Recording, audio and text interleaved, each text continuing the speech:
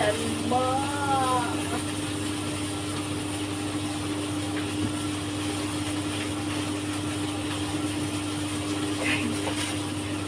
Tuyo. Bilisan natin ng pagluto ng tuyo. Baka masita tayo dito. Bilis. Baka masita tayo dito. Naku, lagot.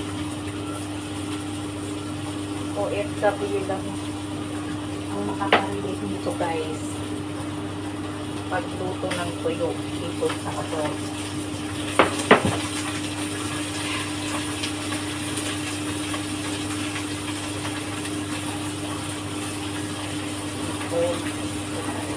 Ito mangangamoy ang buong building.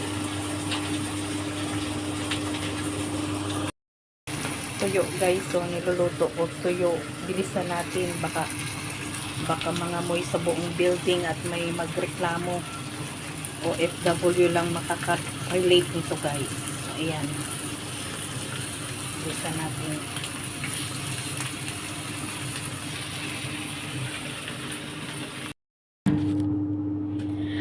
Manyapon kita guys. Hello, hello, hello. Ari, luto na ang tabaga ko. So yummy this one. Oh, tabaga. Kaon kita. Kaya ako lang di isa. Hindi pa gusto luto.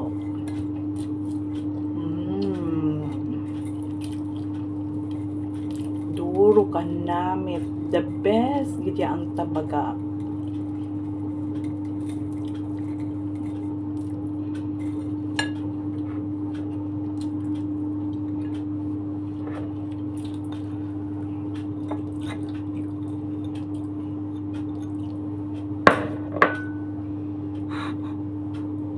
Magkamot.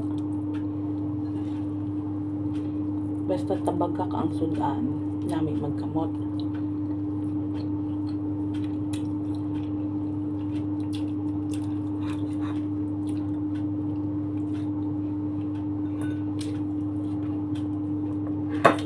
Makaon kita temprano kag matulog.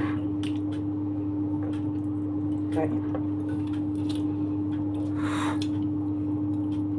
wala din sila nanyapon sa gwa mayat gani kay wala pang nilagyan dala.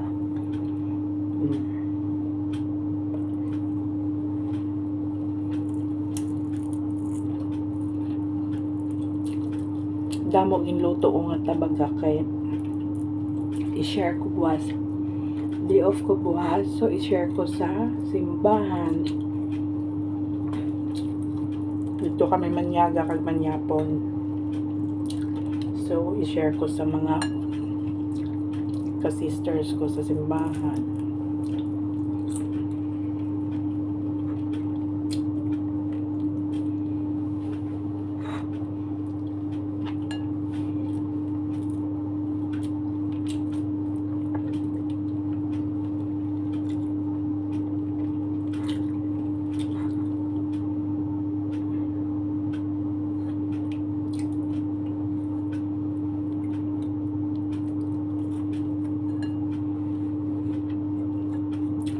Hambal sang amo ko.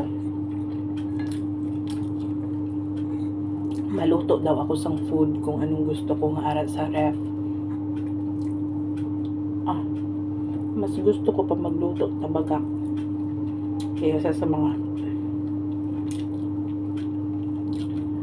beef, karne. Tabagak sapat na. Tabagak or tuyo. So, duwa lang ang maubos ko guys. Kay ang kanon ko guys, mo lang ni. So,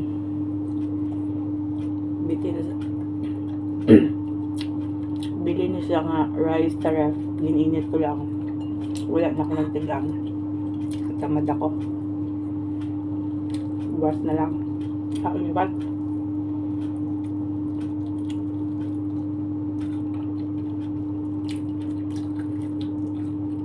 O diba?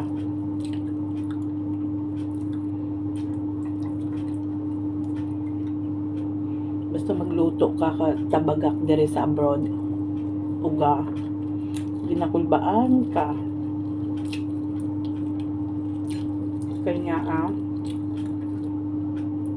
base magpanimaho sa bilog nga building kag ireklamo ka sa mga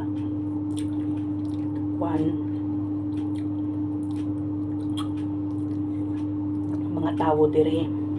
May aradaan na nga nagreklamo nga smells not good daw.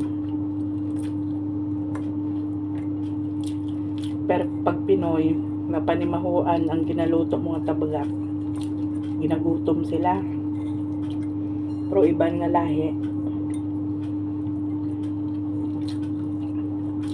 reklamo ka, hindi sila gusto. Isang baho.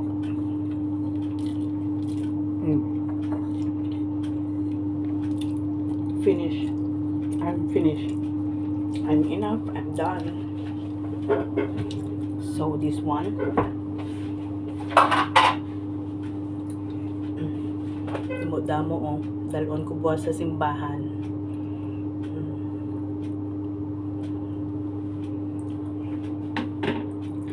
Tapos may ginhatag si amo nga dessert. I have a dessert. This one.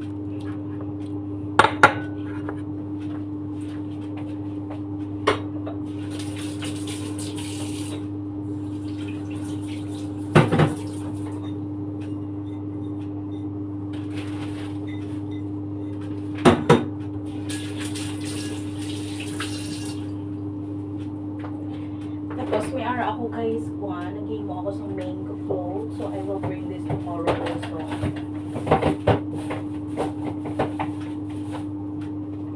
Nag-crave abi ko mango float guys. So nag-imo ako mango float. Aran. Dalon ko man ni siya buwas. I-share ko sa mga friends ko. See you tomorrow guys.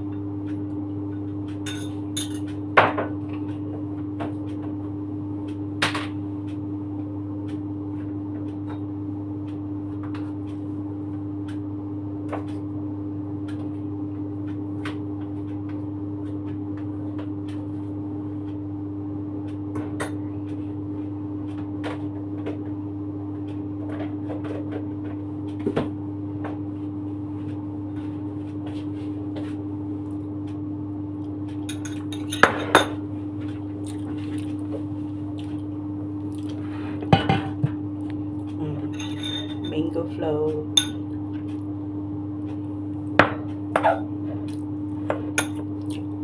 Bye.